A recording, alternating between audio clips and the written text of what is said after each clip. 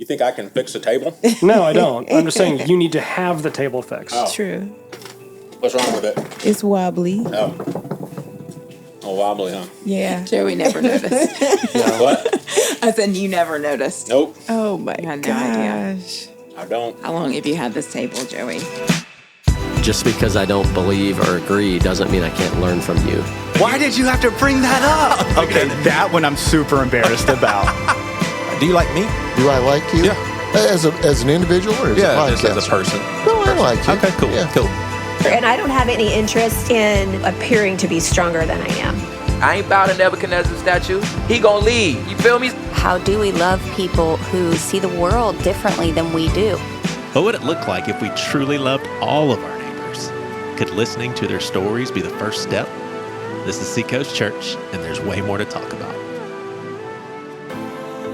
All right, it's Joey Svendsen. Good to be back in those headphones of yours or that car stereo, work computer, wherever you're listening. Today, me, Jack, and Natasha, whose awesome music you hear in the background, invite Lynn in to hear from us how the brain of an introvert works. And along the way, I think we blow her mind. So introverts, you're going to feel this one. And extroverts, you may be surprised along with Lynn. First off, though, the four of us reflect on last week's episode with Jack's dad, Jack, and Shane Claiborne on pacifism. Jack, maybe it was unintentionally, but he pays some great tribute to his dad. And later in the episode, during our talk on whether different life forms have different values, Jack pays tribute to a tree he's fond of. And all joking aside, listening back as I was editing, I found his explanation on this affinity of a particular tree profound and kind of moving. I think that means I'm getting old. At the very end of the episode, two other staff members weigh in on the pacifism discussion. And by the way, we had a survey going on in our Facebook discussion group, and 90% of the votes were no's to the question, are Christians called to nonviolence no matter the situation and no matter the cost? We'd love for you to go there and chime in. The link is in the show notes. And next week, we talk to a former gangster mafia guy from Brooklyn who gave up that lifestyle to follow Jesus. Great to have you along, and sure hope you enjoy. I feel like you've left me. You tell me you love me.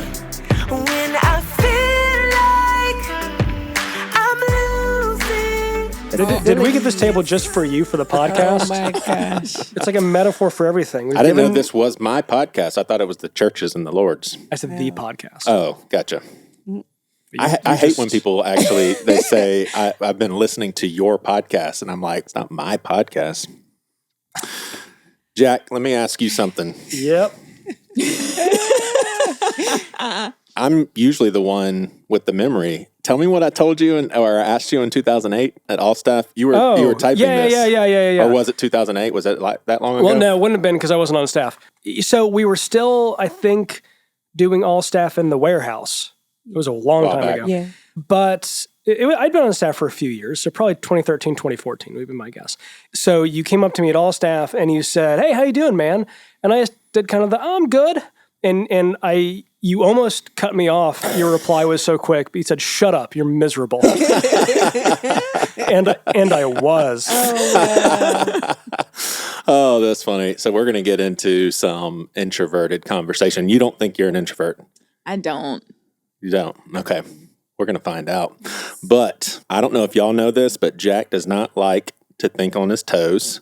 I don't know why he podcasts with me all the time. You don't like doing this because you like to think about before. So I don't think I'm as good on my feet as when I've been able to think about something. Well, cool, because I thought of a zinger that I'm going to ask you, and it's a zinger because it's about somebody else.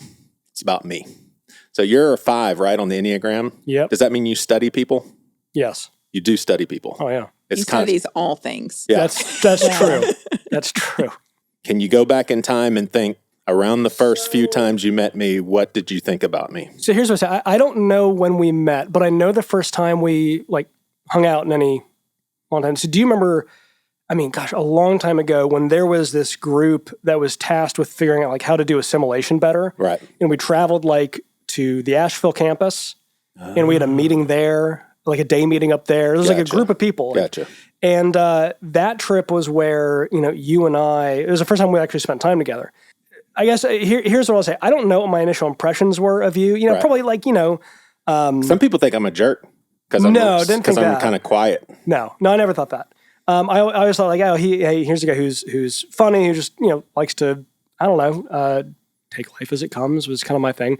But the thing that I noticed, kind of really quickly about you that I think is one of the reasons you're, good at the things you do is that you're like one of the most curious people that I know. Yeah. And I think that curiosity is, that's a super important trait. Never Sucks for cats. That's what I hear. Kills them. Unbelievable. Yeah. Joey's got like 10,000 cats buried under his floorboards or something. I could see that. I could see that. So, have you listened to the Shane Claiborne? I have. Okay, sweet. I want to tell our listeners to listen all the way through to this episode because we actually have a couple of extra people who weighed in on that discussion. It's a pretty talked about episode. I promise we're going to get to the ladies here, but and I'm not saying anything about the actual conversation in that Jack demolished Shane. I'm not saying anything along those lines, but do you ever wish that your dad would be a little less humble and a little more aggressive? That's so funny. Every time I listen to my dad in a pod, I was actually telling Lynn before he came over, I actually get like a little bit anxious whenever there's an episode with my dad. Sometimes I don't listen to them because I'm like, obviously my inclination when anyone disagrees with my dad is be like, you're an idiot. But I do, they're like every time, That's amazing. Whether it's the podcast that he's done like with Godless, right? Like your old one or this one, there are moments where, for me, and I honestly think this is where it's like my dad is in a lot of ways, we're different people, but I do feel like he's just an older, wiser version of me. Because there are points where, someone will say something and I'm like, get him. and he never does. And I think, like the definition of meekness is power under control. And I think about my dad a lot because there's a lot of times where I know what my dad thinks about certain things. And I feel like if he wanted to, there's opportunities for him to just go to town on people, and he never does. And I don't think that's a mark of, even necessarily humility, though it is humility. I think it's just kind of a graciousness and an understanding, which I think would really be good to come back in this world. Is I don't have to be right. I don't have to show you how wrong you are. It's okay for us to disagree about this, and I don't have to, demolish you. And I think that's really good for me, just to kind of watch my dad, knowing what he could say, knowing what I would want to say, and just saying, hey, it's okay not to do that. Yeah. Somebody told his dad one time on a podcast that you probably should read more books. Jack just told me that on the walk over. That's incredible. It was incredible to hear someone say that to my dad. I've written your dad's name in for political stuff. Like I get way less interested with politics, so I keep up with it less and less. And so I remember one of the last times I was voting, I think I voted for president, but then there's a bunch of stuff I didn't know. Instead of skipping, I just wrote in Jack Hoey. I want to know what you guys thought about the episode. Yeah, it was. I really loved this episode. Are you one of the podcast's biggest fans? I mean, you're on the podcast. You're a part of it. I am literally the podcast's biggest fan. Heck yeah. Joey, so for the listeners, Joey sent us a message and asked us to listen to the episode. And I was like, Joey, I listened to it when it dropped. Like, that's my Monday routine. But yeah, it shook some of my perspectives, actually. Who did more of the shaking for you, Shane or Jack? Shane. Yeah. Yeah, it really did shake some of my, because going into that, I would say like, yes, there are times when I think violence is appropriate. And so hearing that episode, it started challenging some of the things that I've held on to. Mm-hmm. So that's good. Yeah, I've never thought about the conversation at all. Wow. I just hadn't until I listened. Because I'm not violent, I don't think. You're not. I'm not violent. I think everybody can tell by your voice. to think about it in a Christian light, I don't think we should be at all. I think there's a way to have a conversation to avoid it. Always. It's one of those things that happens when you podcast a lot. You think of something that you wish you would have said on the spot, and now I get to say it because I forgot. But I also want to be careful because you're breaking some rules by carrying on a conversation that the other folks don't get to respond to. But the one thing, because Shane challenged me big time also, and I want to get to that, but the one thing that Shane said that I wish I would have thought of is when I brought up Romans 13 as far as governments, and Shane actually used as an example for government Saddam Hussein and Hitler. And what I was thinking as I was listening to it, is there any government that is good enough to have some sort of a fellowship as far as this is my country and I know we're not perfect, but I'm a citizen, I'm going to do the best I can to support it. Is there any government that's worth that sort of posture? And I'd say if there is not, then why did Paul even talk about it? Is that a dumb observation, Jack? No, it's not a dumb observation at all. I would say one of the questions is there any human institution that is worth committing yourself to and being loyal to? If your standard is perfection, well, then no, but that's not a very helpful standard, because do you expect your children to obey you and to trust you and to do what you ask? Yeah. Is it because you're perfect? Well, no, it's not. And so, the larger an institution is, the more problems it's going to have. The less likely that it's going to always act in a moral sense. The more likely that it's going to cross lines, commit atrocities, even when it gets big enough. And I think that, one of the things that I think some people need to do is kind of unburden themselves from this idea that by being an American citizen, I am directly responsible for everything my country has done and does. You're not. Now, I do think we go too far on the other end, which is, only individual responsibility matters. Like, no, there's this thing as corporate responsibility. And I do think that exists, but that doesn't mean you take it to that extreme. And so I do think there's a balance there. So, if the answer is like, well, no, I can't be a good citizen, I can't be loyal to my country, it's like, well, then you're not going to make it better at all either. There is never going to be a human institution that's perfect. So there was, this is a very Jack illustration. I can't remember which presidential election it was. Which Jack? All of them. Just all of them. There was a presidential election in the mid-1800s. And basically there was, a disagreement with the Whig Party and the Free Soil Party. And the Free Soil Party basically said, no new slave states into the Union. This is make or break for us. We refuse to accept any presidential candidate who doesn't adhere to no new slave states. And the Whig Party was basically wanting to compromise. And so this congressman basically wrote a letter to the Free Soil Party basically saying, because you aren't willing to compromise, now none of us get anything that we want. And instead, what's going to happen is the president is going to be a pro-slave state person.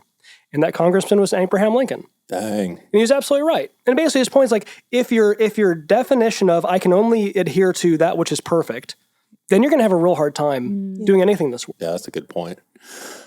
I think what challenged me is I could see the potential of us getting to heaven and Jesus being like, look, you were only going to be there for like a split second of an existence. Like when we compare our existence here on this earth to eternity, I just didn't want you to do anything violent. When it comes to your kids, I wanted you to teach your kids not to do anything violent. I also truly believe that if that's the case, God, I feel like God is the most understanding being we can imagine, given that we were made by God. But I would imagine God being super understanding of us acting in violence when it comes to protective measures. And the thing that I thought about was the heart of a mother. And then I started thinking about a mother bear. And and obviously we can't make specific tie-ins from animals to humans necessarily. But if we were to watch a mother bear on National Geographic, some predator came after a cub and the bear just like stood there and watched it happen, we'd be like, wow, that's crazy. Seems like just complete abandonment. And I think about the mama bearness of Priscilla, for instance. I mean, if you mess with her kid, I mean, it is going to build up some strong emotions. And I think that's good and healthy. It's your kids. Yeah. I agree with that. Yeah. For sure. I think I would lose my mind just a little bit. Yeah. And would you feel bad about it afterwards? I would. I would feel bad, but I don't think it would stop me, I don't think, if it's my kids. Yeah. Yeah. Do you think you would ask God to forgive you? Yes, I would. Interesting. For sure. Well, so one thing, I think that Shane, again, same thing in terms of you kind of want to be careful about talking about a conversation where the two people who had it couldn't be there. But, one thing, I think Shane's formulation of it's not necessarily about like, when is violence okay, pacifism. It's kind of like, what is loving? And I'm not presuming Shane's perspective either way on this one. But I do think some people that I've talked to kind of assume that that nonviolence is the loving option. And my thing is like, well, it's just not that simple to me. And I think one example I was surprised didn't come up, given some of the things you guys talked about, was, so Uvalde. What was the loving thing to do in that scenario? Because it seems from a piece of evidence we have is that the police that came in kind of didn't do anything for a while. Was that loving just because it wasn't violent? Would it have been more loving for someone to charge into the room immediately and somehow take that guy down? Yeah. I think about like the confrontation with Jesus and the Pharisees, where it's like hey, is it lawful to do work on the Sabbath? And the example of, and he says like, hey, listen, if you guys have, a sheep or a goat that falls into a pit, you pull it out on the Sabbath. Is it lawful to take life or to save it? Now, I think part of the deal is that does put you in tension with the written law. You are basically having to violate something that is written in order to save life. And I think Jesus is saying like, and you do it, don't you? Because you know it's right. So is violence sometimes the only way to express love in that scenario because it's about protecting? Yes. Does that make it good? No. That doesn't mean it's good. It's bad. It's, and I would even go as far as say it could be even wrong and necessary. The world is a place where wrong and necessary things happen all the time. Yeah, the word I think of is allowance. The difference between it not being God's will, but we're in a fallen world. And so there's allowance for it, which Jesus came to cover all of that. But it does reframe me going into situations thinking. Yeah, especially if you apply it to conversations and social media at like more of a peaceful approach instead of yelling and bickering and all of that. All right. So as far as being an introvert, I want to make sure we are all on the same page with what we believe that to be, because I spent most of my life thinking I was a complete extrovert because I like people. I can talk to anyone. I talked to strangers as a kid. And so as I got older, I was like, I guess I'm just extroverted. I'm a people person. And it was the most freeing thing when I realized it has nothing to do with personality makeup. It has to do with how you recharge. And so for our listeners, I've actually been surprised when I have told people that I'm an introvert, and they're like, you are kidding me. You are not. And then I give them the definition. They're like, I never heard it that way. So for listeners who may have not heard it this way, an extrovert, they recharge, they feel energized by being around people. Introverts, we have to get away. Doesn't mean that we don't like people and we don't like spending time with people. It just means that to recharge, we have to get away. Do we all agree with that? Yeah. So I'm going to read 7 things about introverts, and I want to hear if Jack and Natasha agree, and then I want to hear if Lynn is surprised. All right. So the first one, I'm never upset about lunch cancellations or plans with people. In circumstances as these, the most disappointed I can be is neutral, because being alone is always just as good. Agreed. Yeah. I mean, you could have stopped with, I'm never disappointed when lunches are canceled. I didn't need the rest of it. That is shocking. Is it shocking? Yeah. I hate when I have social plans and they get canceled. That's yeah. See, that's a language I don't get. I don't understand. I'm like, if I have to cancel on someone, I'm also like, I'm so sorry, and I want to reschedule immediately. Yeah. I mean, like, there are always going to be exceptions. And it's like, I think, if I've been trying to go hang out with this person for a long time and I really enjoy being around this person, it's like, shoot, but that's the extent of it. It really is like, darn. Kind of neutral about it. It is. Yeah, no, it is exactly neutral. Yeah, I'm never disappointed. Personally. No. Okay, number 2.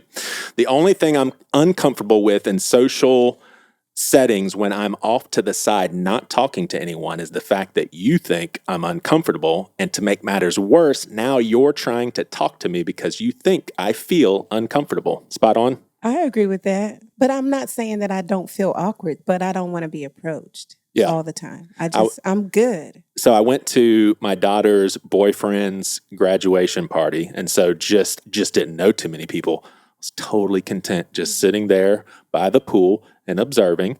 And sure, I struck up conversations. I'm outgoing. Hey, my name's so-and-so. But as far as like needing a group to dwell with and hang with, I'm fine. But some of the hosts, I think, were uncomfortable thinking I was uncomfortable. I once heard someone say that, extroverts think that the only reason a person would read a book alone in public is because they have no one to talk to. and that blew my mind because, like, is that why you people keep interrupting me when I'm reading? It's like, I'm not alone. Don't you see all of these friends I have? It's like, each page is a friend of mine. John Adams said, you're never alone with a poet in your pocket. When I'm going to run an errand, even if it's a long and boring one, I mean it when I say I'm more than happy to go by myself. I'm not just being nice. That's true. True. I prefer 1,000%. I was living with a few other guys in my college days, and I was like, all right, see everybody, going to Walmart. And a guy said, he looked at me really strangely. He was like, you don't want to ask if one of us wants to go? I was like, no. And he was totally like, I just don't even get it. Like, I wouldn't want to go to Walmart unless one of y'all was coming with me. And I started to recognize, okay, there's something different about me. Does that shock you? That doesn't shock me. I like running errands by myself. I just feel like I'm efficient. I hate shopping anyway. So I'm like, I have a list. But the other things that you guys have said, those are still shocking to me. You're letting it sink in. All right. Please don't just show up and say, I thought I'd just keep you company. I'm never ready to hang with you unless I have at least 24 hours to let it sink in that we're going to hang. I wish people could see my face right now. Please don't do that. And oh, goodness. Don't do that. Like, please. Because, see, I have literally let people knock on my door and just not answer it because I didn't know you were coming. So. And they wanted to come in fellowship. Yes. Right. I'm not ready. And it could be somebody that you love dearly. And if they had a need, you'd answer in a heartbeat. Correct. But they just want to hang. No hang. This is something like Laura and I feel like and this is one where I do feel like it's something that it's not that it's a bad thing. It's just something I'd like to grow in a little bit. She'll be like, hey, do you want to have dinner or do you want to have so-and-so's family over for dinner tonight? I'm like, and it could be like my favorite people in the world, love their kids. Like, I know I will enjoy it, but it's just like, no. Right. Yeah. In the moment, it's like, no, I don't. And it is true. I really want to camp out on what you just said. You know you'll enjoy it once it happens. I mean, it's even good for the soul. Mm-hmm. Like, after something like that, I may be drained, but I am fulfilled if it's people I love. Yeah. I just wouldn't have made that decision if I had one. Right. All right, 3 more. During the week, if I'm eyeing the calendar and see multiple social gatherings are scheduled, I have to get mentally prepared. And maybe I even try to take some work off. Multiple. If there's one, what's multiple? But that's the thing. Like when there are multiple things on the calendar, I'm like, who does this? And sometimes I'm like, Laura, why do we have 2 evenings with people this week? Why? Like, what happened? I seriously have to get myself psyched. And maybe take off a day of work. Well, that's why. Just to create some more space. Yeah, that's why it's like I really the oh, hey, do you want to hang out with so and so tonight? It's like it's because I really do need like that mental preparation of, and it's not because I don't like them. It's just it's like it requires something of me that really I think for like it is draining. It's like it's a giving thing. It's like my joke has been that extroverts are social vampires. But the thing is, like, they think that they're giving something, and that's why they're always ready to engage. And I think they don't realize that, you're actually asking the person, if they're an introvert, to give something, rather than like you're not giving them a gift. You're actually asking something of them. Yeah, and that's not a bad thing. That's a good thing. Yeah. But it's also a hard thing. Yeah, we need time to wrap our minds. Oh yeah, for sure. More I do surprise. not like going into my week without multiple things. Oh my goodness! Wow, when I look at a week and it's bleak, I'm like, this is an awesome week. Let me tell you something. I don't mean any harm, but the pandemic was my friend. I was like, this is the life I've always needed to live. For real, like seriously. This is the life I always needed. There was a great article, like back in 2021 or whatever, like when people started going back to work, about how like dogs were getting depressed because their owners weren't around as much anymore, and cats were fine. And I'm like, I absolutely get that. Was it a scientific article? Like, was yeah, no, it was like people who were like, like I was like, veterinarians or whatever, but like no, like dogs were getting depressed because their owners had like been around so much and now they were gone again, and that was hard for them. That's funny. All right, massage therapists who carry on conversations against your wishes should be fired. Yes. Immediately. Oh. And that's not, and that, I don't think that's a like extrovert, introvert. It's a like, I'm here for a massage. I don't know you. I'm not your friend. I'm paying for you to relax my muscles. Right. So let me change a little bit. Instead of massage therapist, dental hygienist. Do you feel the same way? Oh, no. I don't feel that way about See, I think that's a better one. I need you to not talk to me. You're stabbing my gums. What do you want me to do right now? There was one a few years ago where I really genuinely Have almost... you guys ever seen him so excited at this table talking about being an introvert? I haven't. He's got a story to tell. Okay. And by the way, introverts listening, they're like crying right now. I feel so heard.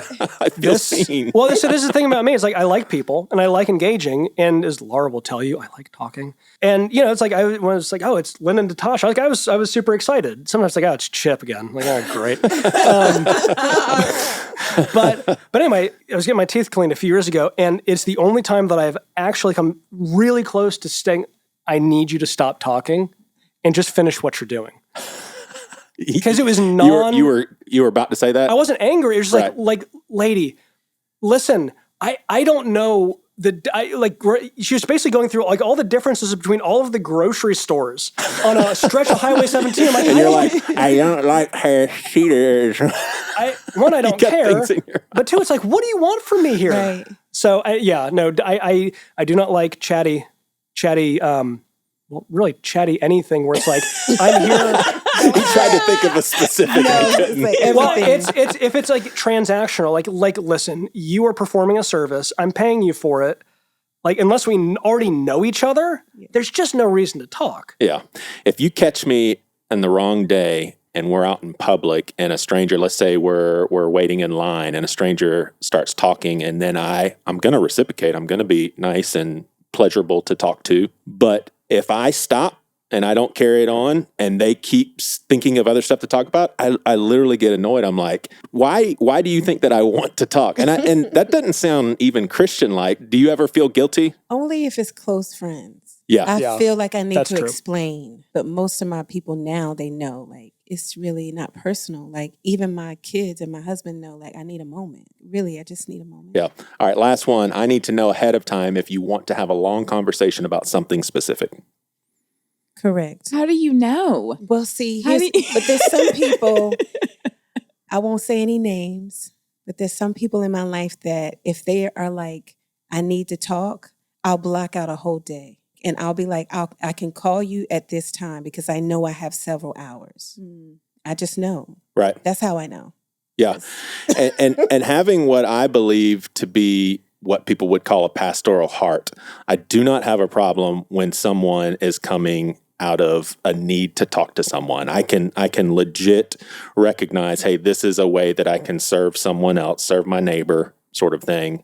But if it's, hey, I'm not hurting, I'm not struggling, but I have something really serious to talk to you about, I'm like, can we get it on the calendar? I won't say that, but that's how I feel. Gotcha. Probably, I guess the thing for me is, so because I lead a team, one of the things I feel real strongly about is that if any of them say, pop into my office and say, hey, I need to talk to you, I'm going to stop what I'm doing and talk for as long as they need. It's just an obligation that I feel like I have to them. That one I probably feel a little bit less strongly about, but as we've established, I do like to talk, which may surprise some people.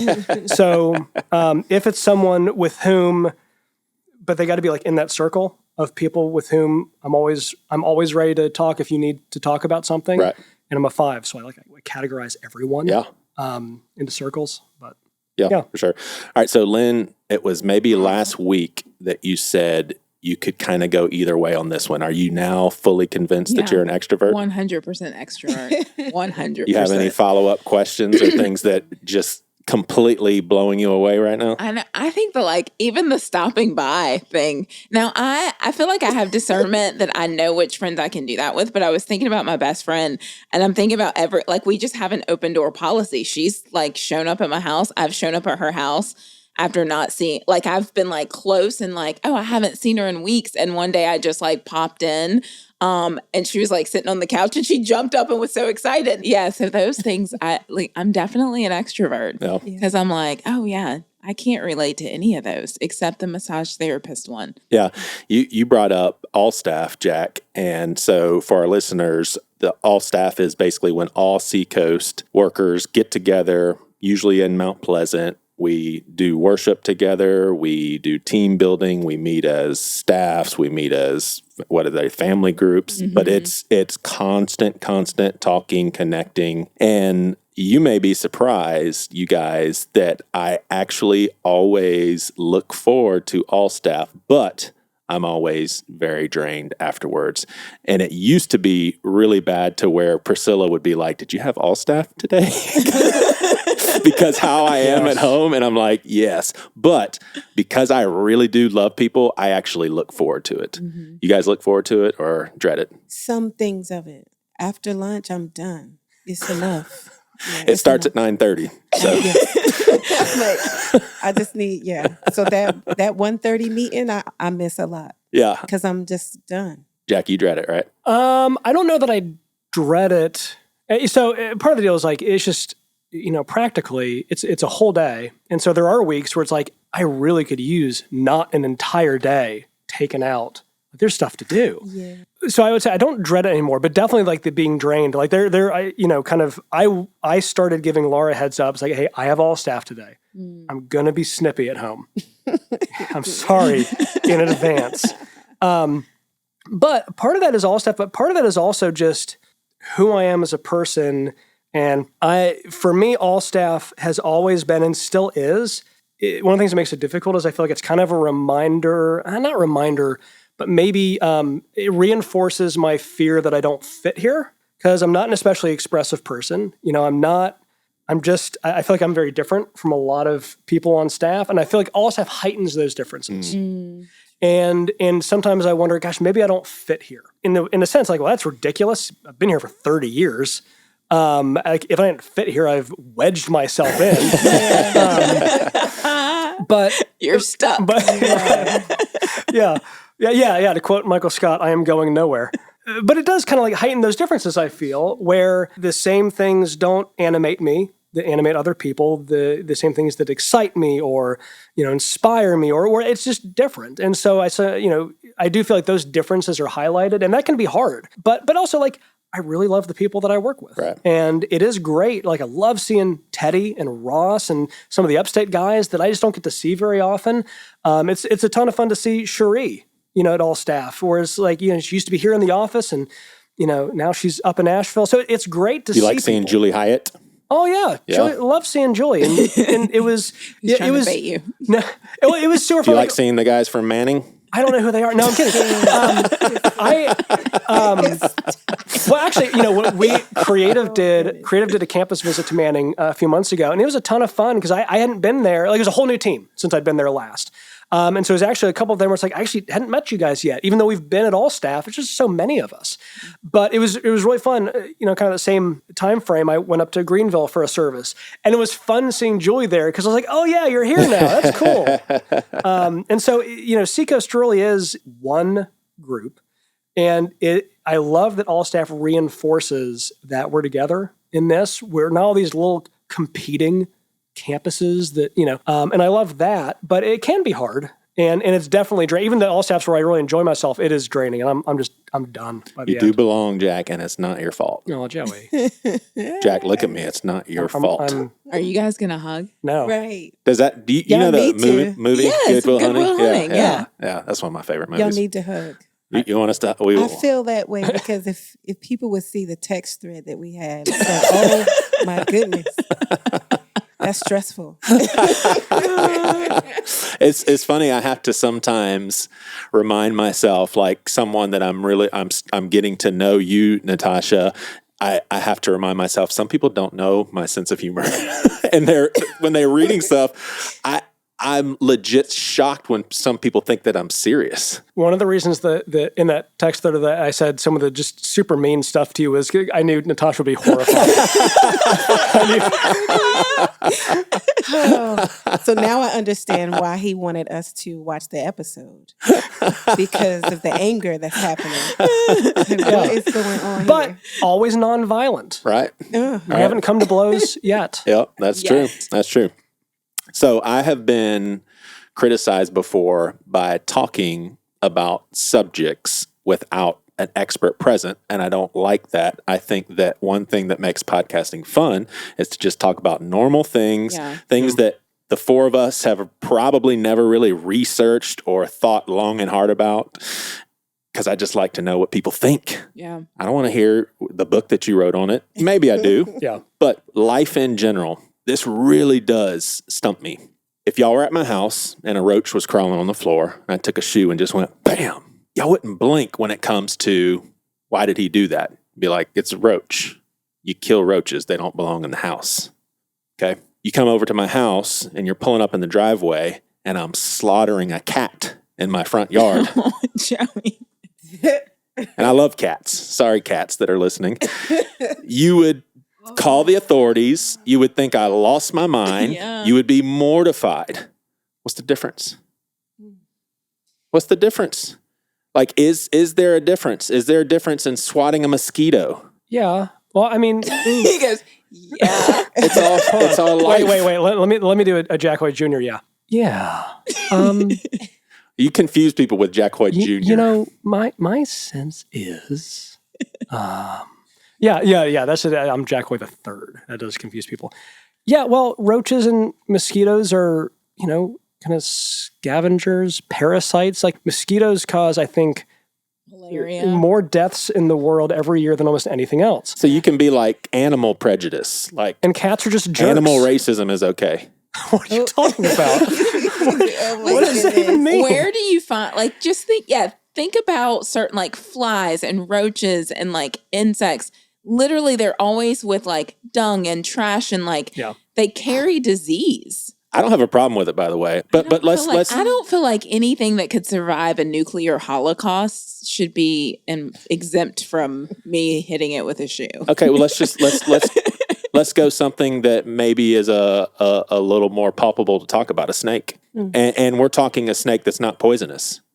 I wouldn't kill a snake that's not poisonous. But a lot of people would, and you probably wouldn't think too ill of them. You'd be like, well, it's a snake. A lot of people are freaked out about a snake, but you think very differently if you heard about your friend killing a dog. And I'm just wondering, have we been cultured into thinking that certain animals are more precious because they're household pets? Maybe it's like how you're raised. My mom and dad both grew up in the country, so going to my grandma's house, it's like, if there's a black snake or if there's a snake in the house, they're going to take it out in a pillowcase and put it outside unless it's poisonous and they're going to kill it. Yeah. And so if a friend was like, oh, there's a snake in my house, I would be like, don't kill, I would say, don't kill it. But I'm not, you're right. If it were a cat, I would like feel some kind of way. Yeah. There's a daggum cat in my front yard. I just killed it. Right. But some people would be like, maybe it's how you're raised. But I do think, for me, there's a hierarchy of... And that's where I'm getting at. Is there... And does that tap into morality? That's a great question. Like, are we immoral if we kill a snake that's not poisonous? Well, why? I've killed a snake in my backyard because I wasn't sure. And the boys are like 5 and 3. And they play in the backyard. So it's like, hey, I don't know what you are. I don't know if I can just move you. But like, I've got little kids that play out here.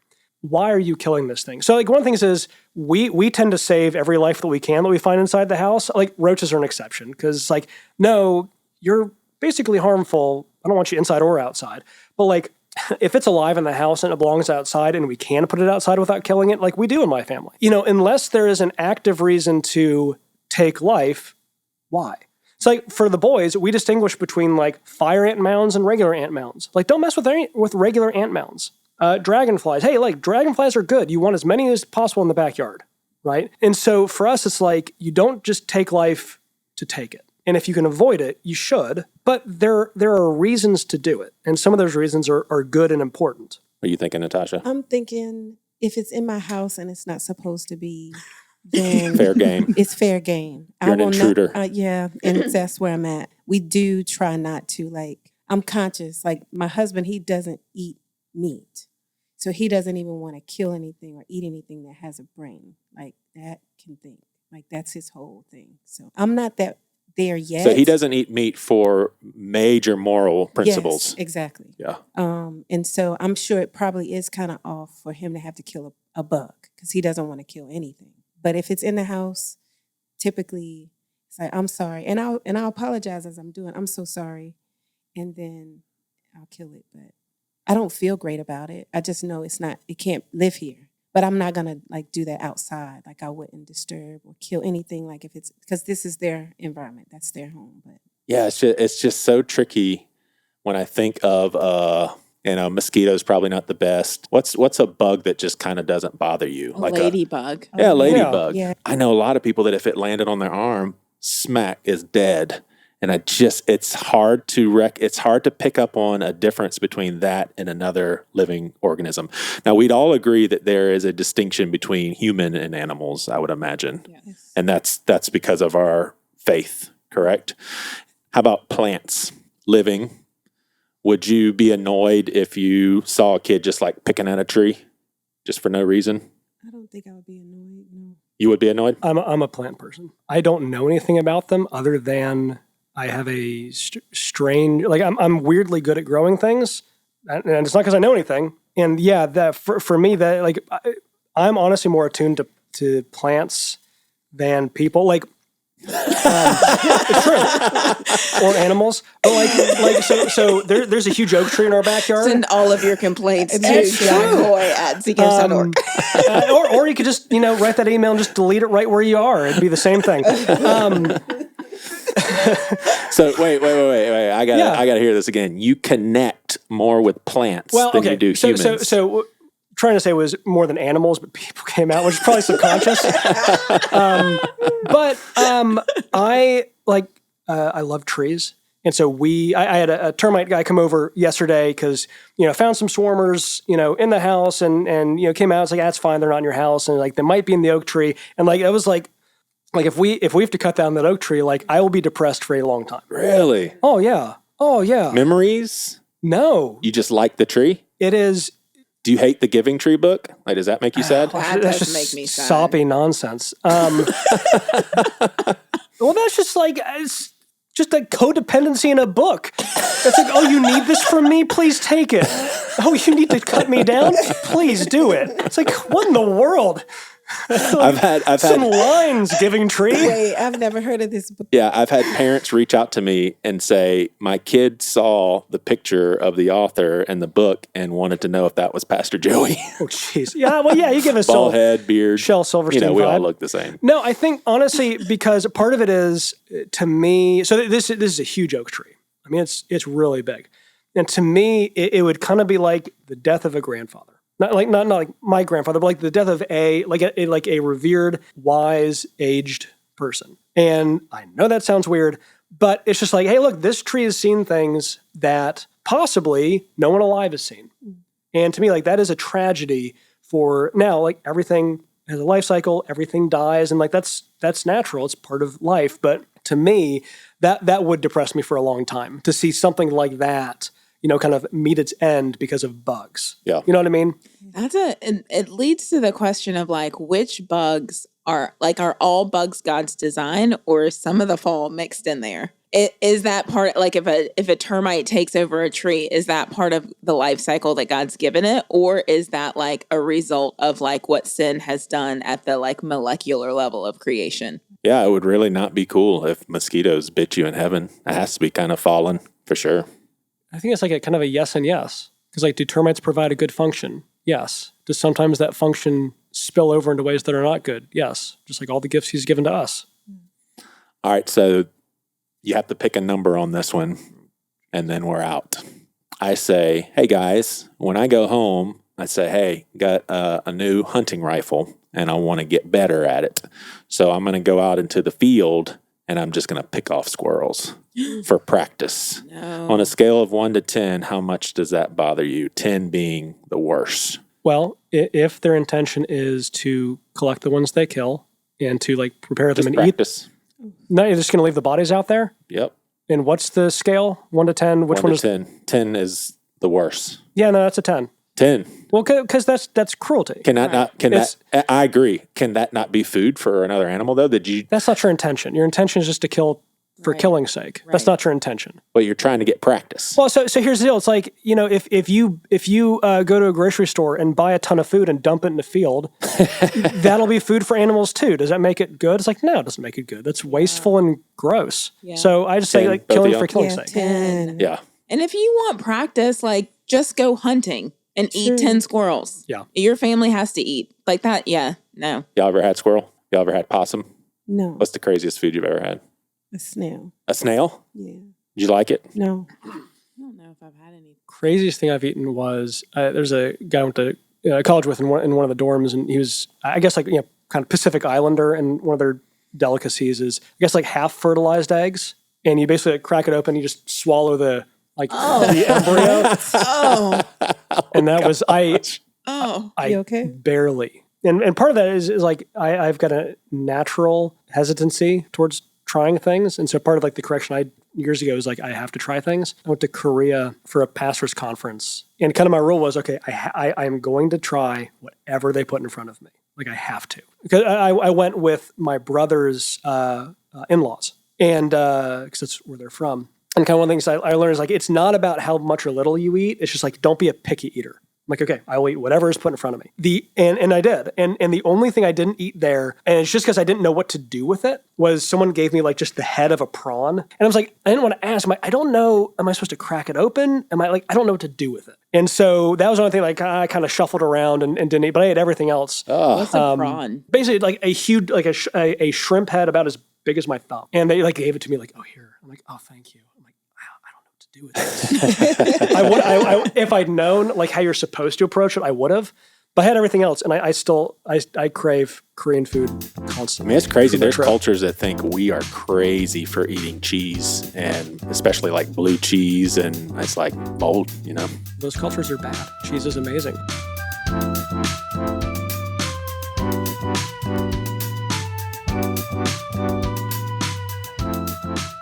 Hey y'all, my name is Abby Love, and I serve as the Student Discipleship Leader at SEU Seacoast campus. Last week's episode about pacifism was extremely interesting for me to listen to and learn from. My husband identifies as a pacifist. However, I would not consider myself one. When we've talked about why we don't have a pacifist perspective, I always land on the idea that if my family is in danger, there's nothing I wouldn't do to make sure that they are safe. I would never outright say that violence is the answer or should ever be the solution to a problem, but I also wouldn't avoid violence if my family was in danger. My husband always tells me that he wouldn't want me to show any violence towards the person endangering him. His life is not more important than the person that's harming him. Therefore, he wouldn't want me to be violent.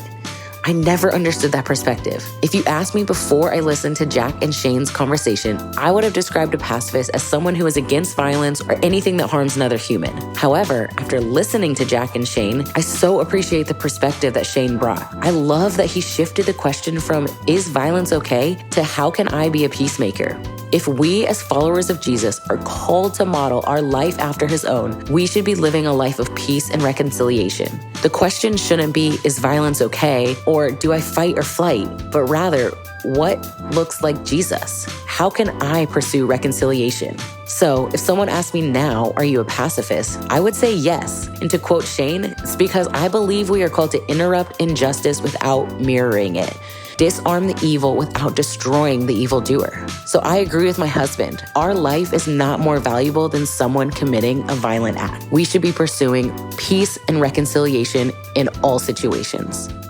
Hi, my name's Kristen Mabry, and I work at Seacoast Mount Pleasant in the worship and production department. Can a Christian respond to violence and still remain true to their faith? After considering the arguments that were presented, I find myself inclined to agree with Jack's perspective.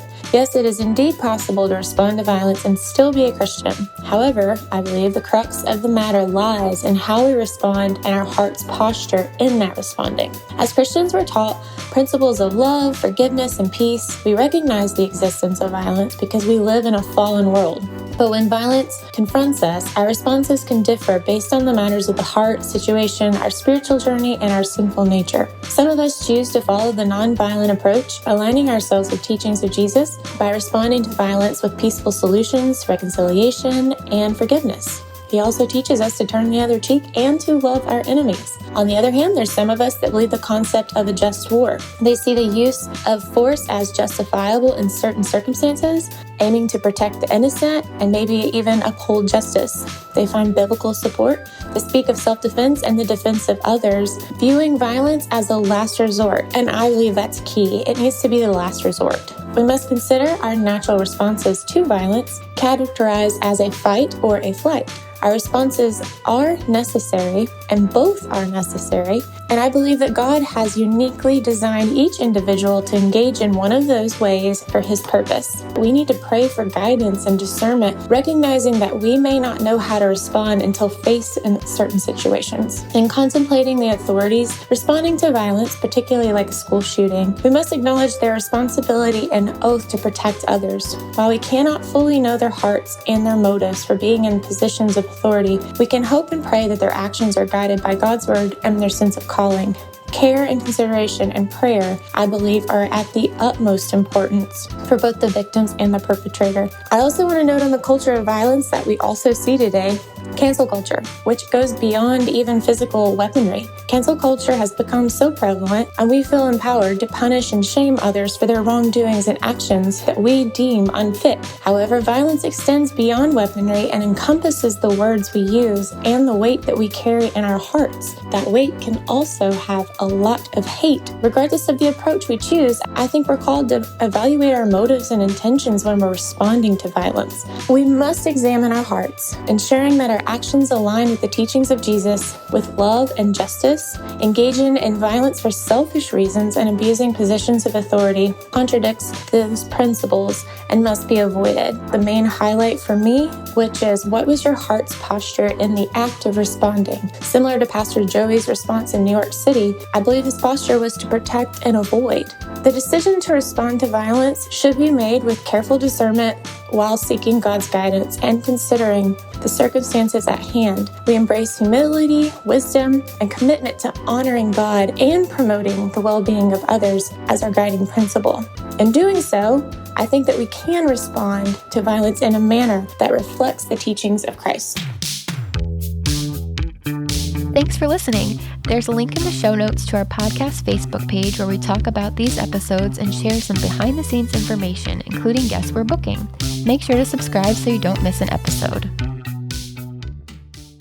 I am blown away, guys. I mean, in the conversation when like the all staff came up, I was like, oh yeah, maybe I am an extrovert. But now I'm like, oh, I'm definitely an extrovert. Pretty shocked, eh? Like COVID was literally my hell. Girl. I'm like, and when people like didn't want to do things, I'm like, what do you mean you don't want to do things? Like, I'm like, I needed to be around people. It was like, this is heaven. Yeah, when we have close friends over, I will often say good night, and Priscilla keeps talking because it's like I can't keep up with Priscilla. I don't want to talk anymore, so I just go to bed.